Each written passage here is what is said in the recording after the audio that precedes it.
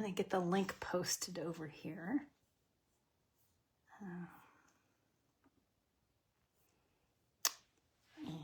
And then we'll get going.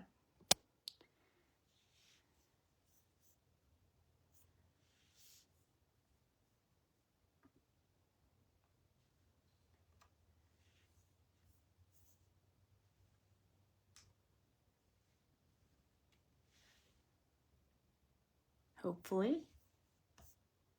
Oh, there I am.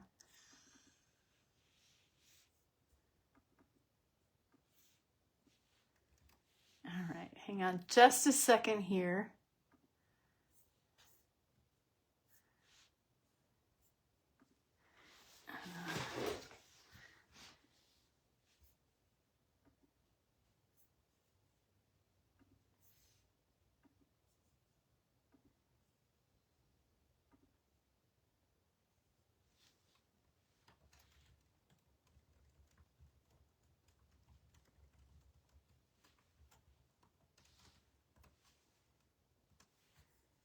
Okay.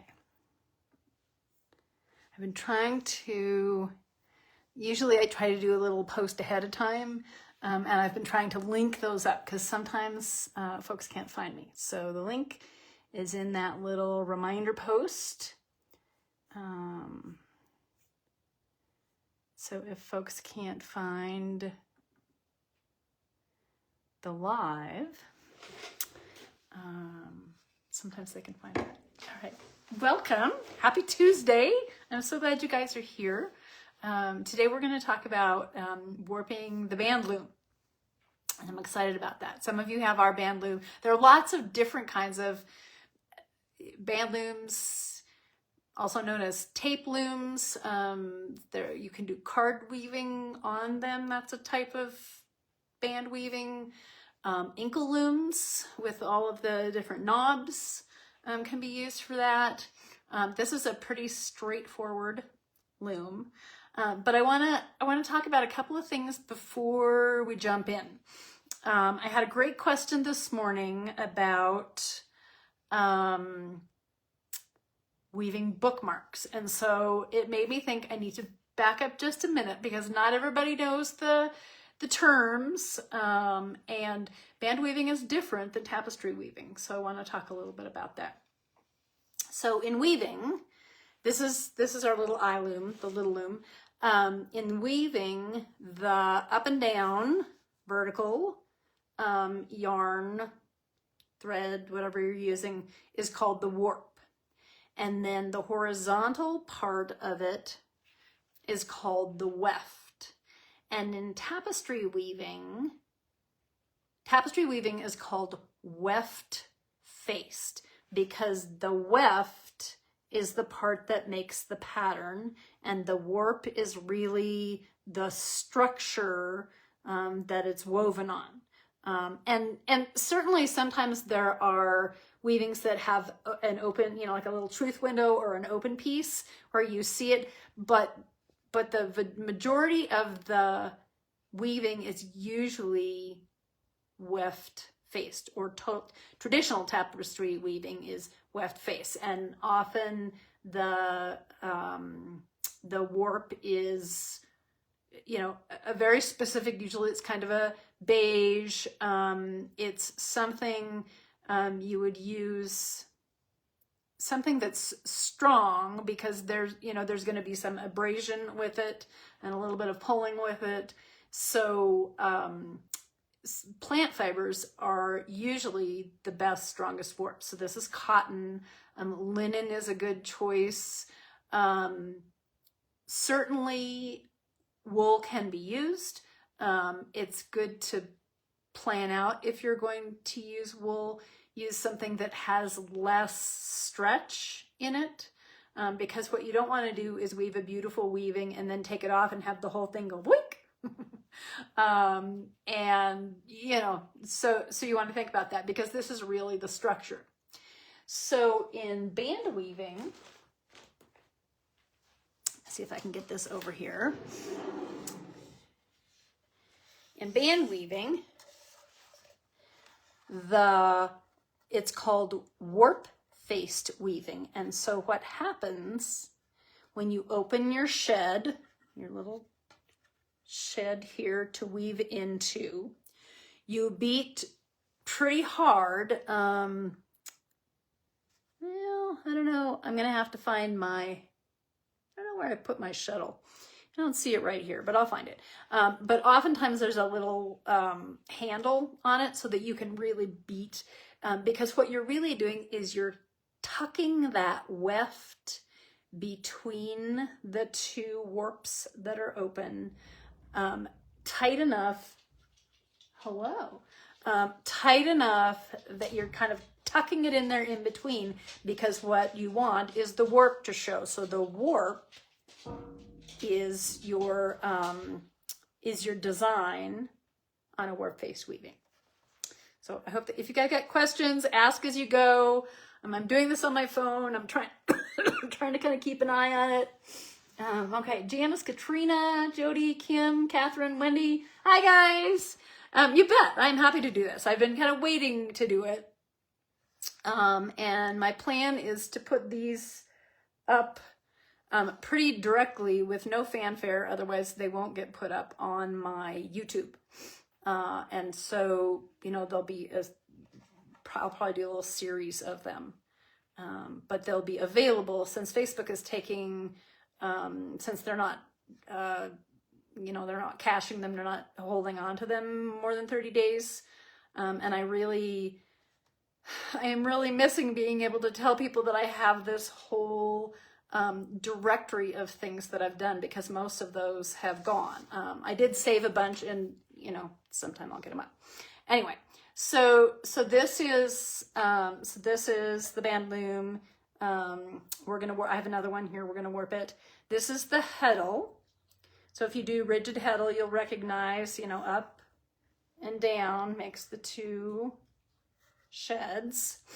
There is another kind of weaving that makes a band or a tape called backstrap weaving. And really what you need for a backstrap is a heddle.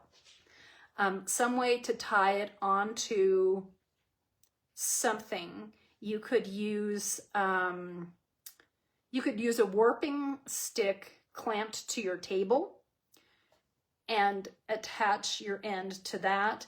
And then there are backstrap belts and things like that, but you could tie it onto your belt, or you could have a piece and tie it around your waist. So you don't have to have a fancy loom to do this kind of weaving.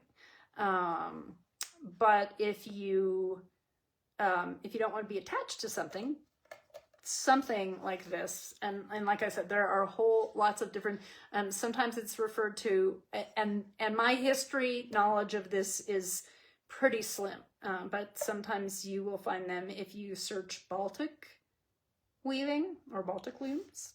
So that's another way to look for these things. Okay. So I am using cotton today. I couldn't seem to put my hands on, I've done a few others, and I couldn't seem to put my hands on today, so I'm sorry I don't have an example. And the other tape weavings that I've done have been with linen. So today I'm trying cotton. If some of you are familiar with this, this is the Peruvian cotton that I love. I can't get it anymore. But it's Peruvian. I think it's 12 strand cotton. It's a worsted, so this is going to be kind of thick and a little squishy. So it's going to be very different than the Belgian linen that I've been using. That's probably maybe a fingering weight. So I don't know. I warped the other loom this morning with it. I don't know if I love it yet, but we're just gonna cruise on. Okay, so what I did with this, I've already cut the warp. My intention with this is to make a couple of bookmarks. I'm hoping it works out. Wait, we'll see. So I did about 31 inches. They're not, everything isn't even, but we're going to fix that later. So I measured 30 inches. I doubled it. So, you know, essentially each one is 60 inches. And then I folded them in half and I tied a knot on the end. There are lots of books, let me tell you, there are lots of books out there with band weaving patterns. I made mine up in my head. It's going to be really simple, and I'll show you what it's going to be. I'm hoping that it works the way I think it is in my head. We kind of laid it out on graph paper this morning, so we'll see. But what you need to think about with the heddle is that, you know, once everything is in, because we're going to put it in the holes and the slots, is that when it's down, the slotted yarn is going to be up, and when it's up, the holes are going to be up. So if you want, I am not a designer, so if I say this wrong, somebody better raise their hand. Hey, Betsy. You know, I wanted continuous stripes, so I have a slot and a hole for each color, and some I have 2 and some I have 3, and we'll see if it works. Sometimes I plan things out of my head, and that is not how it works. But I kind of think in grids, so I'm hoping this is going to be the way. Okay, so I have my yarn. I have this. You need something to pull the yarn through, and I experimented with a variety of things. I started with a tiny little, let's see if I can get it out of here. I started with a crochet hook. What I found with the 12 strand was that it split it, so this wasn't the best choice. And then I thought about, I didn't end up having to use this. I wasn't sure that my little rigid heddle hook was going to work, but it did. So if you have one of these, this worked well for me. I didn't think it was going to fit through the hole, but it fit just enough to pull the yarn through. I also thought, Toot said that Kathy uses like when you thread the dental floss through, like if you have a bridge, she uses that, which is a great idea. I didn't have one of those. So the other thing I thought might work is the little, you know, the little light bulb safety pins. But that would work for the slot, but there was no way I was getting that through the hole. So I'm glad my little hook worked. Okay, I'm gonna flip you around here. And I am keeping an eye on the comments. So if I'm talking too fast, or I miss something, or I use a term that you are not familiar with, please let me know. And I will go back and I will try to explain. Okay, sometimes I poke the wrong buttons, but we're gonna try to get you flipped around here. Okay, so here I am with the loom. So what I'm gonna do here, I'm doing a symmetrical pattern. So I want 2 of those, 3 of those, 1 of those. Okay, so I think this is how it's gonna go. And I know that there are 14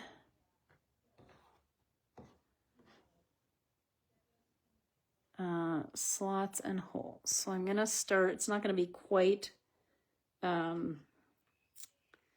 it's not going to be quite in the middle, but it'll be fine. 1, 2, 3, 4, 5, 6, 7. Okay, so I'm just gonna take this out and show you. So I'm just hooking the yarn. Stick this back in here. And I'm gonna pull it through. And then I know that I want, because the middle of my design is gonna be yellow, then I want a slot for that as well. And then I'm gonna do, okay. Then I'm gonna do the blue.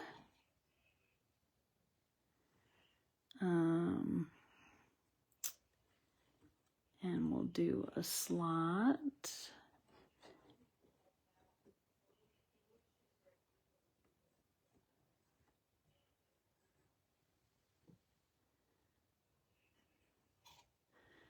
And we're gonna do a hole.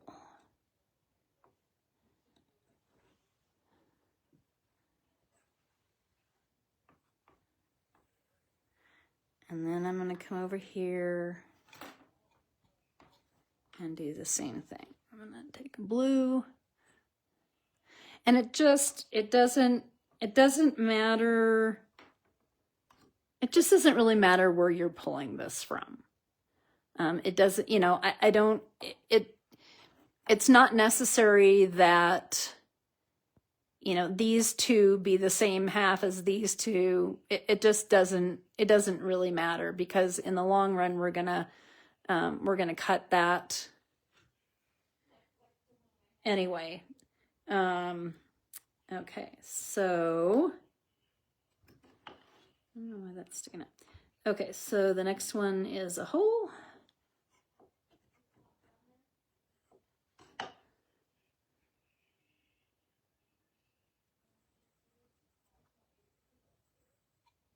And then we're gonna do the last. It's wrapped around my little knob here. Okay, so the next one is a slot.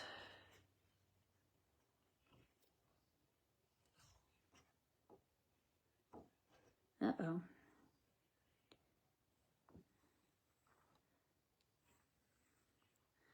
Sometimes it's hard when you can't see the back side.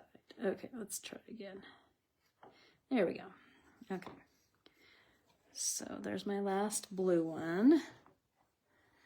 Okay, then I'm gonna start with these guys. It helps if you separate them a little bit. Okay, one. I got a lot going on back there.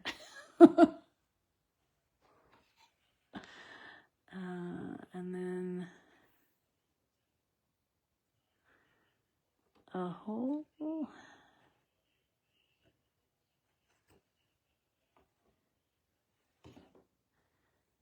And then a slot. Okay, then I'm gonna do over here.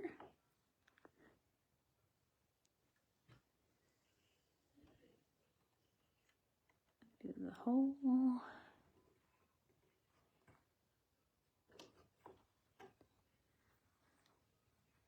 How you guys doing out there? Okay, now I'm gonna hole and a slot.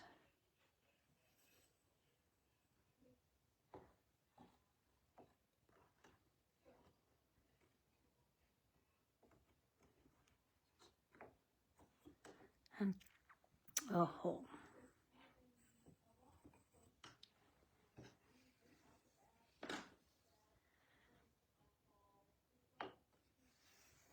Okay, so that should be, I know that looks off,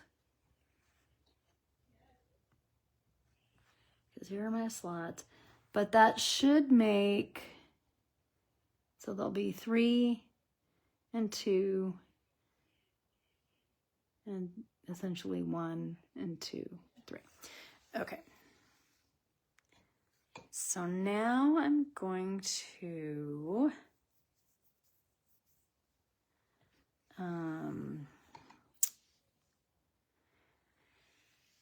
okay, so now I'm going to turn it around. I think I got to think about this for a second.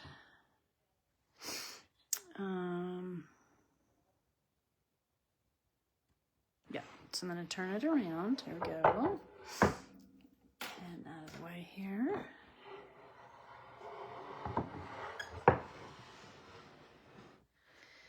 All right, and so what else? So, yep, I do have a lot going on back here. So I just want to, I want to fix this up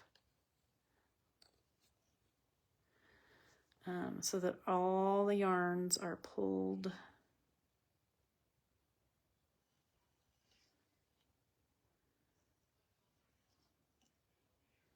I'm gonna find, there's a blue yarn here.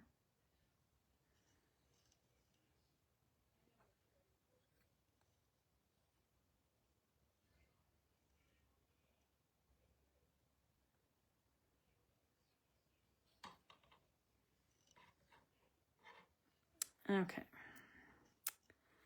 Got a knot here. There we go. Much better. Okay, so I just want to get everything, kind of neatened up there. It doesn't have to be perfect. Then I'm going to measure this back here. And what I'll tell you about this, the little piece here that I had it stuck in, oops, you guys can't see that, sorry. This little part is, it's a prototype. Toots, both Kathy and I said, boy, it would be nice to have something that, excuse me, it would be nice to have something to, stick that hill in while we were warping. And so Toot went out in 5 minutes, whipped something together for me today. But we're just kind of still playing with the, what that's going to look like. In the meantime, when I warped the other one without this, I just held it in my hand and made it work. Okay, so at this point, I'm going to, well, I've got this undone. I'm going to pull the, oh, see, now I'm talking again without showing you. Sorry about that. I'm going to pull this, while I had this undone, I stuck the big knot through. And then I'm going to put the knobs back on. And some of them that are out there have knobs, and some have, what do you call it? Well, something a little bit different than a knob. Okay, and this is interchangeable. It doesn't matter which side. Oops, I forgot I think that'll matter. I can tell that Toot is not watching, but if she were, she would tell me it might matter. So we'll stick the washers on.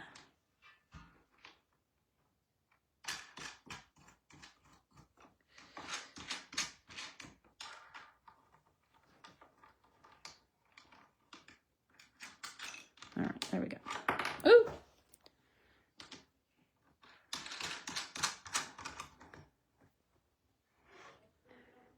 Okay, so the next thing that I'm going to do, there are lots of different ways to attach, and I'm generally a rigid heddle weaver. 3, 1, 2, 1.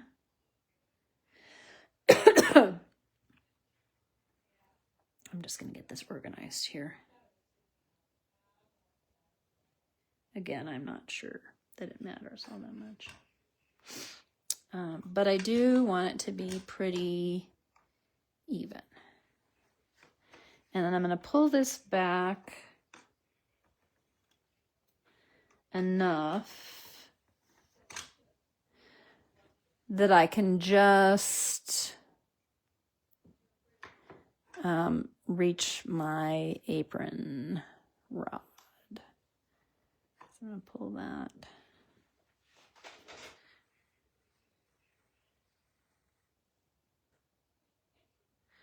That's probably good. And then I'm going to clamp it down.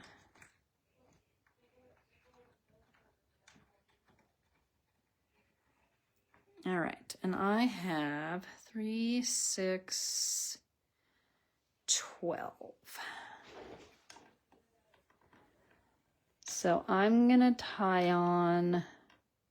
So one way I've seen it done is you tie a knot in this.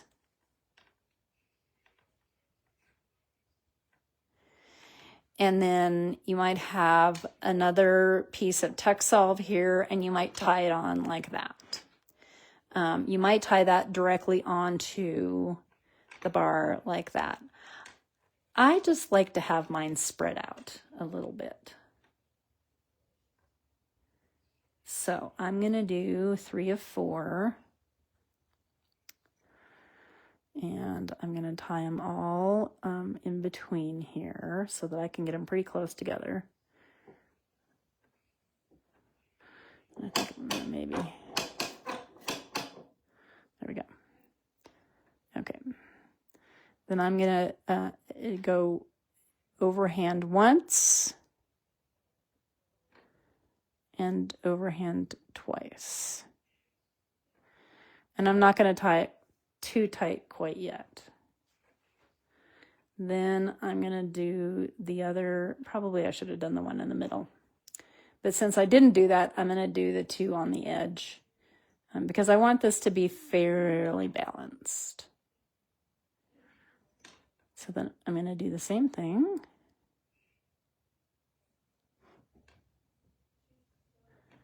Okay, and I'm a little short here, so I'm going to back this off just there we go.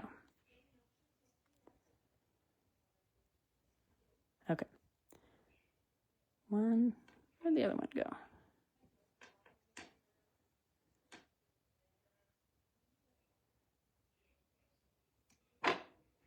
Okay. So 1 overhand.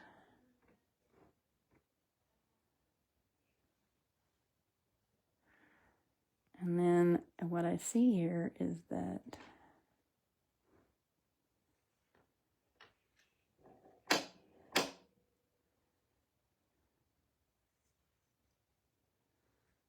because I want them to be balanced. Okay, so I'm going to go ahead and tie this. And what I'm noticing is I'm going to have to tighten that one up on the right. That's why I didn't tighten it up too tight yet. I'm going to go ahead and do the middle one here.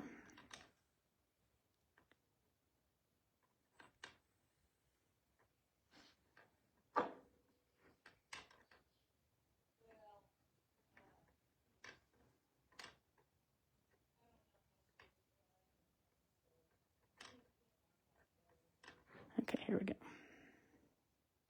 Hey, Kathy. Okay, I'm going to do over 1.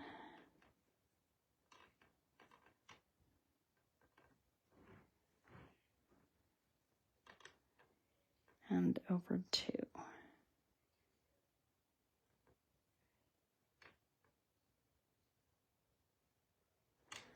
Okay, and then what I can see is that these are pretty loosey-goosey, so I'm going to tighten those up a little bit.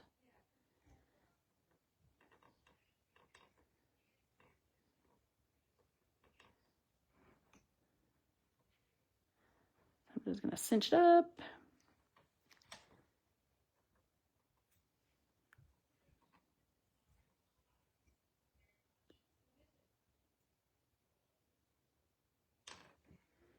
And then I'm gonna work this one more time.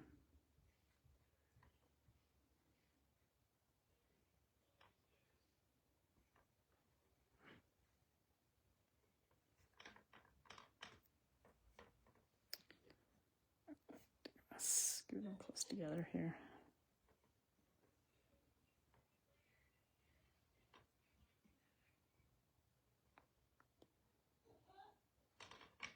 All right, that feels pretty good. Then I'm going to loosen up these one more time.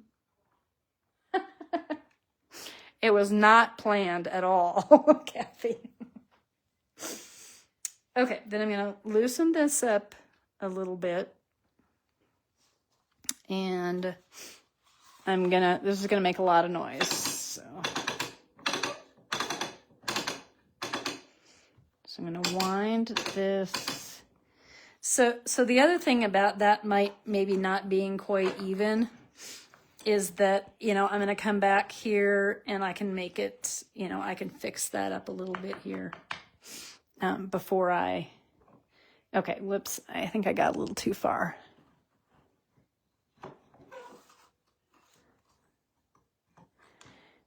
Okay, so the other thing that I want to do is I'm going to use a piece of paper because this isn't a very long warp and it might be overkill to do this.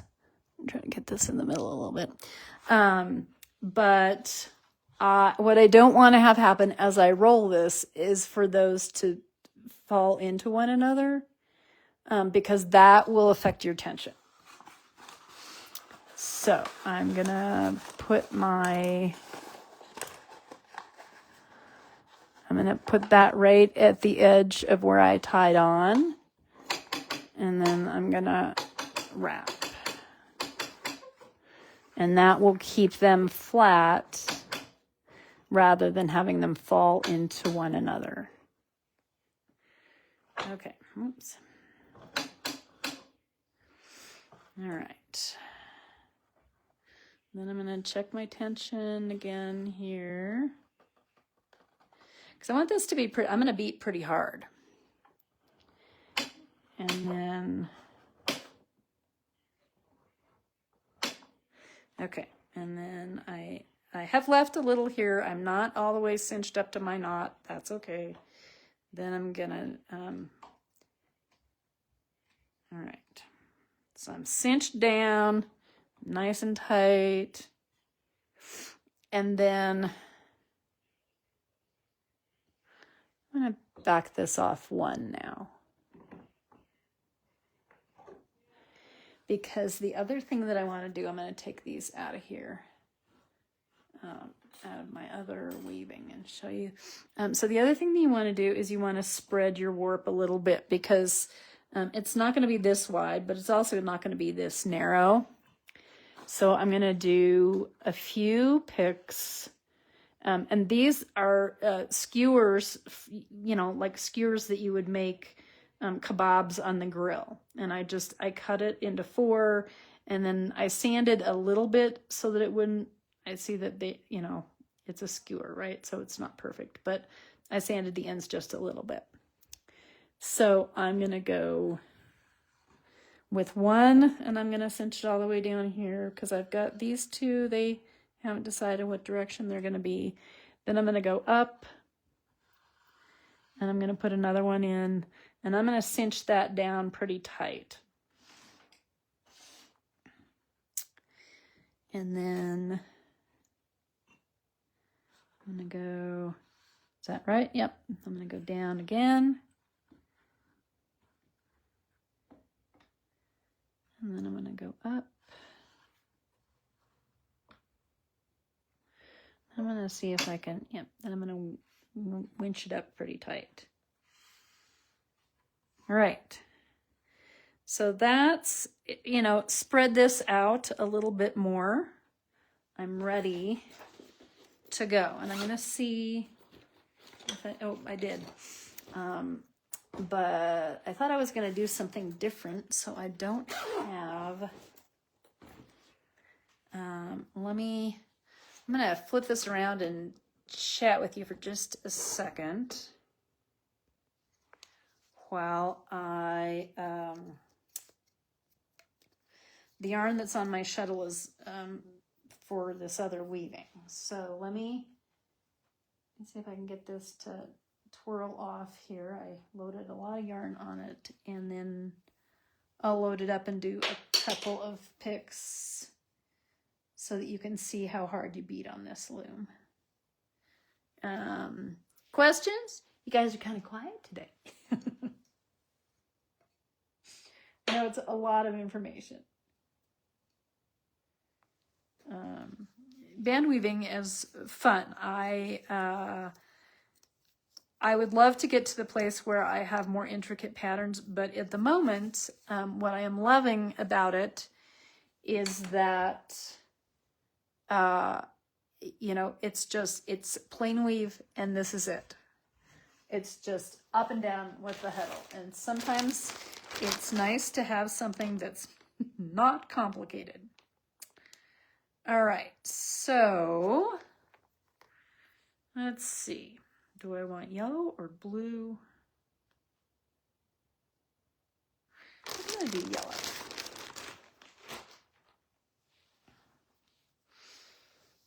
I love these yarns, and I will be sad. I still have a little box of them. I will be sad when they are all gone. They are, like I said, it is Peruvian cotton from Peru. And it was a little women's collective that I worked with, and they, gosh, they would hike up into the Andes and collect the dyes that's all botanically dyed. So, you know, right up my alley.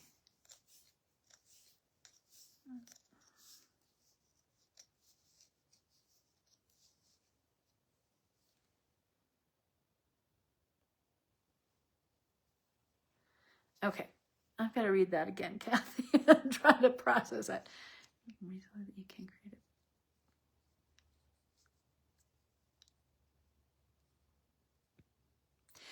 You know, actually, I've been thinking about that, and when I put this demo on, that's why it said mini weaving. That was my plan, and then I thought, you know, maybe I won't practice something that I've never done in front of people.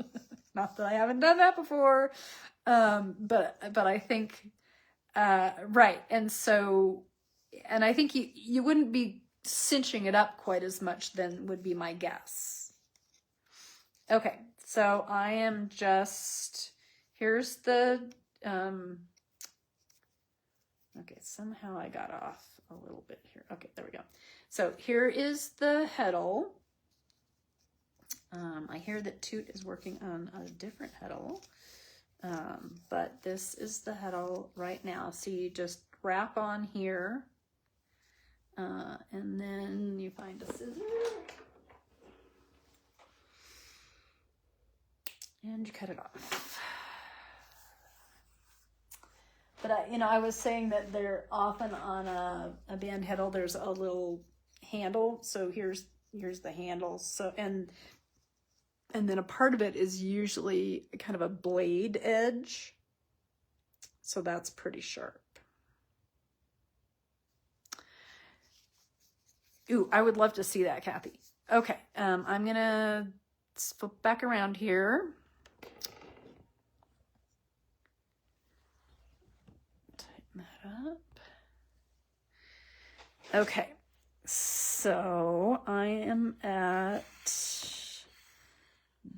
oh, you know what I did? Oh, Kathy, you didn't catch me on this. So this all should have gone over this. So I'm going to fix that because this, you get to the place where there just isn't enough room to make your shed. So I'm going to loosen that up.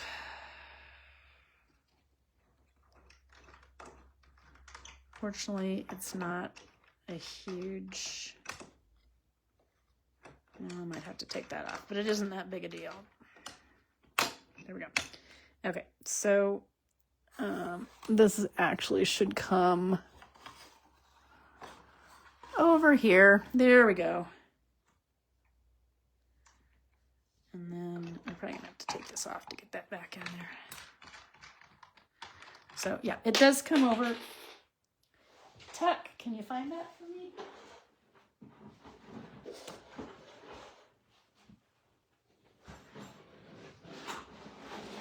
Tuck. You're gonna have to get up, Tuck. I think it's under you, buddy. Okay, let's try this one more time. I think the first time I warped, I hear that I am not alone in having done this, but I think the first time I warped my rigid heddle, I warped it backwards. Okay, buddy, you gotta get up. Come on. Okay, yeah, unless you can find my, no, don't go back to sleep. Come here, buddy. Come on, you gotta get up so I can find my piece. Go, oh, such a good boy. All right, where, oh, good grief. Hang on a second. Oh, there we go. Okay. It really was under the dog. Okay, you could go back to sleep now. Thank you. Such a good boy.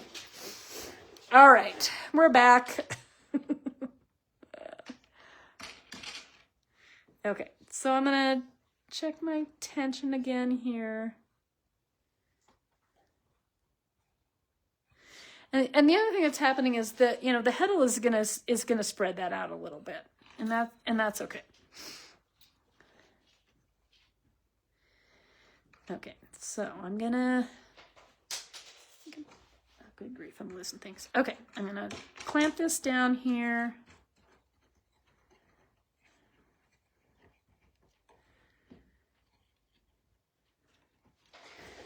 I'm gonna grab spacer that I lost, and I am going to go ahead and put that in. Okay, I really want to clamp those down pretty good, and then I'm going to just take that one clip. Okay. And then okay, so I've got all four of my little deals in there, and those are just, you know, they're spreading it out so everything is in the right order. Okay, then my first shed will be opposite, and I'm gonna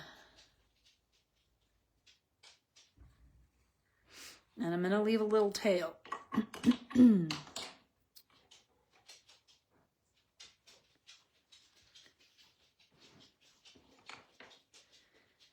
Then I'm going to give myself a little more yarn.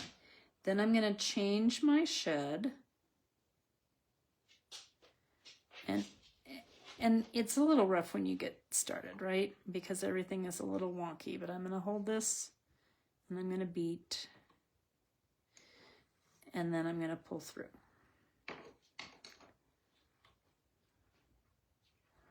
Right? Everything's, it's kind of like the first pancake. The first kid, right? Parker doesn't watch my stuff, so it's okay. Right? So then, here's my next one, and I'm gonna beat, and I'm beating pretty hard. And what I think is that I need to take another click. Okay, so I'm gonna beat, and then I'm gonna pull through. And what I found with the linen, and I'm still playing with the cotton, so, you know, the jury's still out on whether this is a good idea or not, was that I needed to kind of cinch it up so that these laid next to one another. And sometimes the best way to do that is to keep your heddle further away. Okay, then my next shed is here. And starting closer, you know, rather than trying to get it through here, if you go all the way up to where the shed is being made by the heddle, it's easier to get your shuttle in there And then, you know, I just have a hold of this because I'm starting out. And then I'm going to beat down because really, I don't want to see anything but that yellow. I mean, sorry, what I don't want to see the yellow.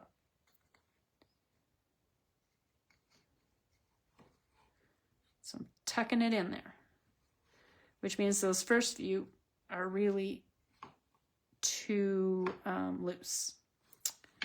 Okay, then I'm going to come through. This is why you could put a clasp or something on the end, because it's not pretty where you start out. Okay, I'm going to come through and hold that one up a little bit. I'm going to beat. So if you look,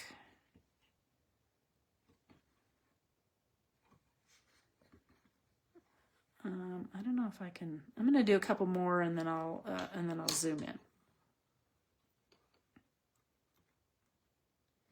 I think the other thing that maybe is happening, yeah, I've got a strand that's loose. So I'm going to need to tighten that up a little bit because the rest of them are pretty tight.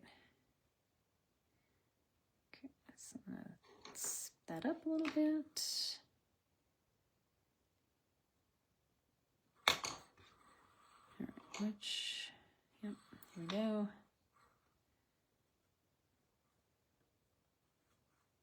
And there's a lot on this head, or on this shuttle, there's a lot to get caught on, so you just want to keep an eye on that. Okay, then I'm gonna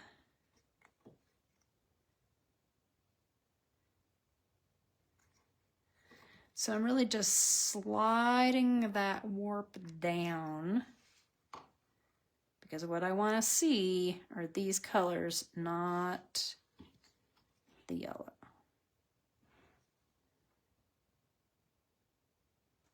Okay, so I'm gonna pop my camera down there closer so you can see my little mess. So you can see here on the bottom where you can see the yellow all the way across, and that was too, yep,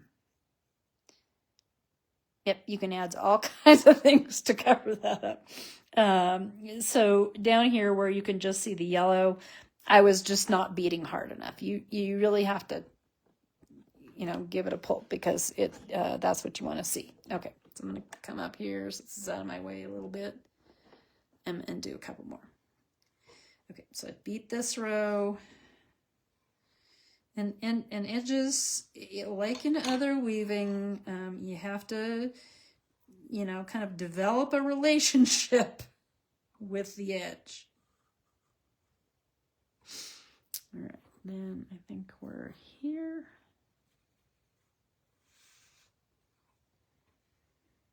And I'm going to hold this out.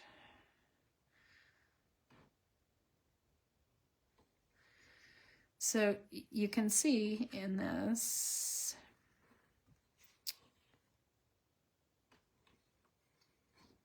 that I'm beating it hard enough so that you can see. Scooch it down, Teddy.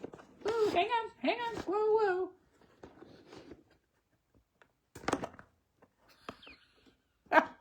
Okay, are you with me? Okay. Yes, you can absolutely. Tuta's doing a card weaving on hers right now. So yes, you can absolutely do card weaving on the Baby Alice. Okay, so so if you look, what you can see here then is, right,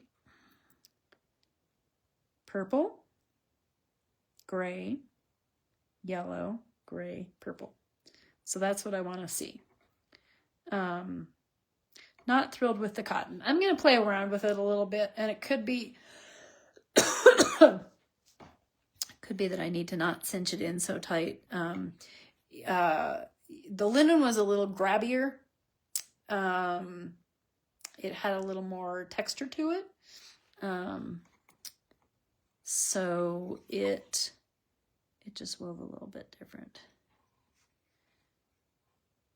Okay, so I'm going to pull that through.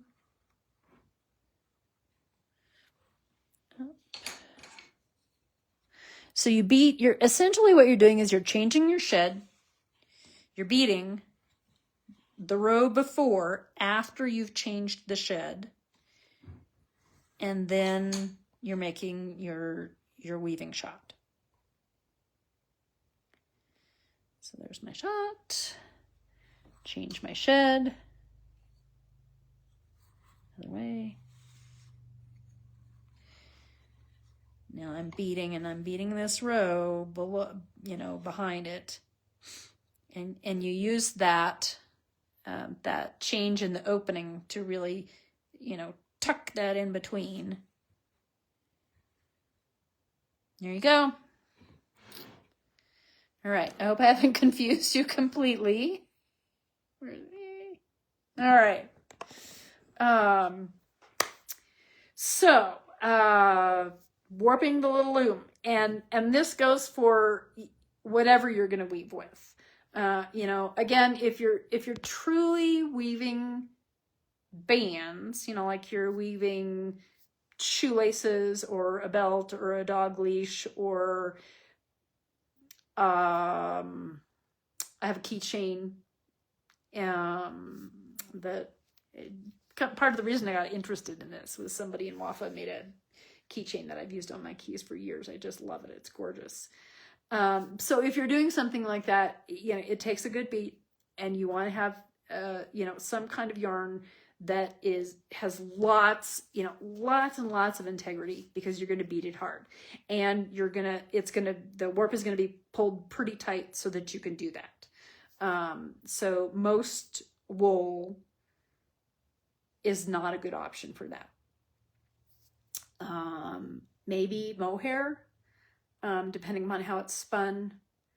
I was thinking about like longer wool kinds of things, maybe Cotswold or Lincoln.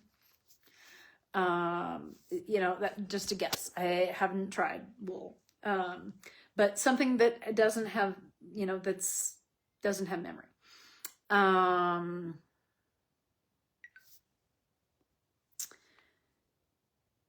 And then, and like I said, I created this little pattern myself. There's lots of pattern books out there. If you're interested, I can post some resources. We've ended up with a bunch of band weaving books, some of which are great, some of which weren't quite exactly what I'm looking for, but I'm going to get to that level. I have seen videos of indigenous women in lots of parts of the world doing that, so they count it. So it's a different, the shed is different every time, and there's just this muscle memory, and they count and they do the shed, and then they count, with their fingers, and they hold up, and it makes these gorgeous, intricate patterns. They're just fascinating. Okay, let me catch up here. Oh, you think I'm packing too hard? Okay, well, okay. About how much loom waste do you expect with a baby Alice? I figure,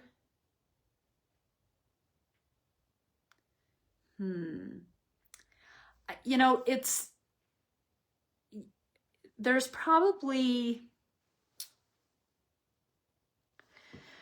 I might figure 5, where's my, hang on, I've got a tape measure here.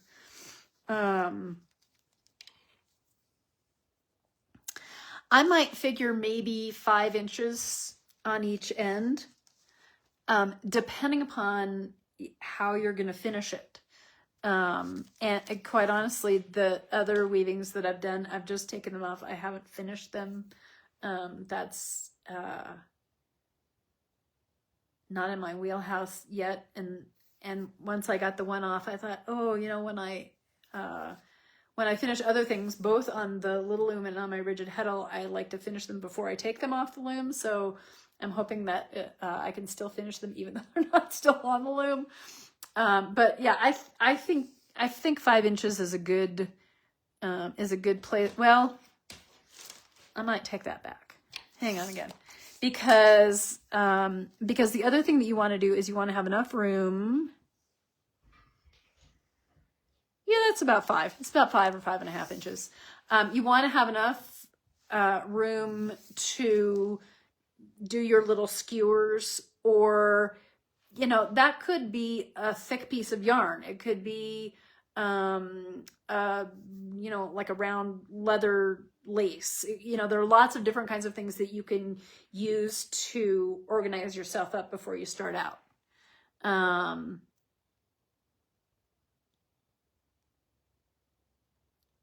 Yes. Yeah, I would give yourself that much more, because of the way I knotted it and then I threaded it. It's a little bit of a mess on the end. I could certainly undo that and use that. You know, I could use that for fringe. I could use, and the other, you know, the part where I tied on the other end, I could use that for fringe as well, certainly. And I'm guessing, Kathy has more experience on band looms than I do, but I'm guessing that you could use a hem stitch. Yeah, that's what I was gonna say. Because there isn't, you know, there isn't much wear on it. You are going to advance it. You know, but it's just going to hang off the edge. It's really not getting anywhere. You know, the other thing I'm going to do, clearly I'm going to play around with this a little bit, because if I'm beating too hard, I might be able to fix that up a little bit. I have been known to unweave things, big things. But I am planning to make 2 bookmarks. So I'm going to have to, I don't know what I did, but we got balloons going on. Woo! I am going to have to finish those 2 ends, put some kind of, I'll probably use, well, I was thinking I would use a regular shuttle. I don't have one in here. But I'm going to have to use something to make the space where the fringe will be from the 2 ends. And then something I can beat against. So it's probably going to have to be wood or maybe a heavy cardboard, you know, so that I can start that next bookmark, because I plan to do 2 on this warp. All kinds of experiments going on here. All right, you guys, any other questions I can answer before we are done?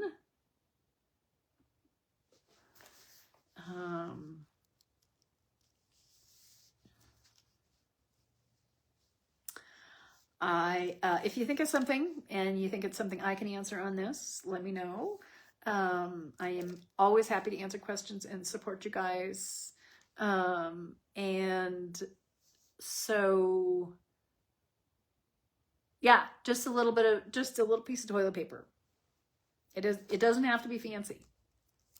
And like I said about the backstrap, you don't even have to have a loom to do backstrap weaving. You just need to lash it onto something and lash it to yourself so that you've got, you know, you make the tension. So if the tension is not tight enough, you back up a little bit and you create that tension when you're doing backstrap weaving. So all you need is a heddle. Really, that's, I mean, you would need probably a shuttle, but, you know, but it can be very simple. Awesome, Betsy. I'm so glad. I know that it's frustrating to have a tool and not know how to use it. And when I went to look for information, there just wasn't a lot out there. So hopefully we'll create some information together. All right, guys, I think I'm back next week with something. It might be another might be another band loom something. I would love if you guys are weaving on a band loom, whether it's the Baby Alice or something else. I'd love to hear how it's going. I would love for you to share pictures, even if you just if you don't want to share them in the group, shoot them to me in the messenger. I just love to see what you're doing and how it's going. You know, this is a new adventure for me as well. And I'm glad that we're on that adventure together. So, all right, you guys have a great rest of the week. Thanks so much for joining me.